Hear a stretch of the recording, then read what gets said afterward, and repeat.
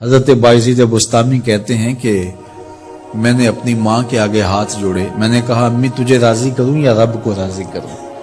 تو اپنے حق مجھے معاف کر دے، اللہ کو میں راضی کر لیتا ہوں۔ ماں نے کہا جاؤ پتر میں اجازت دیتی ہوں۔ گئے جنگلوں میں ذکر و فکر میں لگے رہے، تنہائی میں اس کو یاد کرتے رہے، دن رات ذکر کے چراغ روشن رکھے۔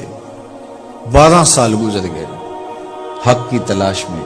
ایک دن واپس بستام کے قریب سے گزر رہے تھے، خیال آیا چلتے چلتے ماں کو سلام کر جاؤں۔ دروازے کو دستک دینے لگے تو اس خیال نے ہاتھ روک لیا کہ ساری زندگی ماں کو سکھ تو دیا کوئی نہیں، اب دکھ بھی کیوں دینے لگے ہو؟ رات کا ایک پہر بیت گیا ہے، سردیوں کی لمبی رات ہے، ماں بستر میں لیٹی ہوگی، تیرے لیے اٹھے گی، دروازہ کھولے گی۔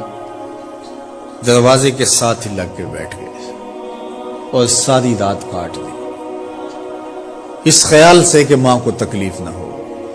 جب سحری کا وقت ہوا تو اندر سے جو نالی آتی تھی اس نالی سے پانی آیا، سمجھ گئے میری ماں تہجد کے لیے اٹھی ہے اور وضو کا پانی ہے، تو فوراً دروازے پہ دستک دی۔ اندر سے آواز آئی بیٹا باعزید میں ابھی آئی۔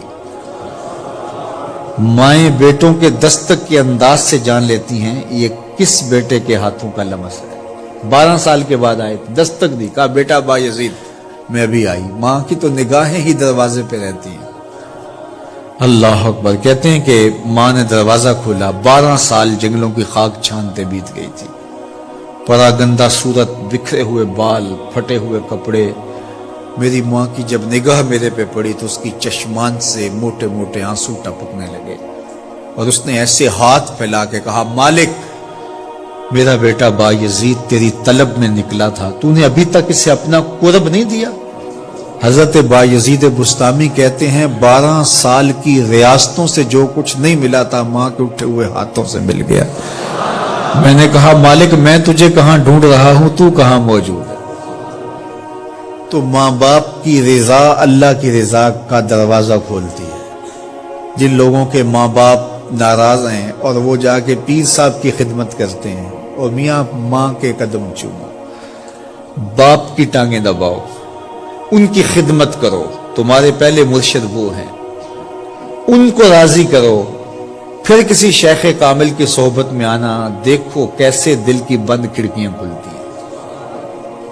ایک مرشد تو ناراض کر آئے اور دوسرے مرشد سے تمہیں کیا ملے گا؟ تو راستہ یہیں سے کھلے گا۔ والدین کو کبھی ناراض نہ کرو، والدین کو کبھی دکھ نہ دو، والدین کو کبھی تکلیف نہ پہنچاؤ، اور والدین کو بھی چاہیے کہ اپنی اولاد کو اپنا نافرمان نہ بنائے۔